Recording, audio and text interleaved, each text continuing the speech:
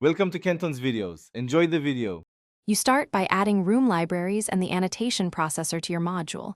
This makes code generation possible. Once done, enable capped or annotation processor in Gradle so the DAO and database classes compile. Next, create a concise entity class representing your table, include a clear primary key and typed fields. Do this now. It prevents mismatched schemas later. Make sure package names, match and versions are consistent to avoid generated code errors. Now implement the data access objects. Define a DAO interface with typed methods, at insert, at query, at update, at delete, so Room can create implementations. Once your DAOs are ready, build an abstract class extending Room database annotated with at database, list entities, and set version. Then provide a singleton instance with Room Database Builder or in-memory Database Builder so you reuse one connection. This reduces resource use and prevents conflicting instances.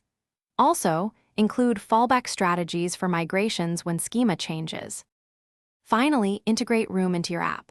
Obtain the singleton database, then call DAO methods from coroutines, work manager, or executors. Do not use the main thread. Once integrated, write quick tests to insert data and verify queries and updates. This confirms schema behavior. If something breaks, check generated code in build folders, confirm dependency versions match, and inspect migration paths for version mismatches. Make a focused fix, rebuild, and rerun tests to validate the resolution. Thanks for watching. Consider subscribing if we helped you.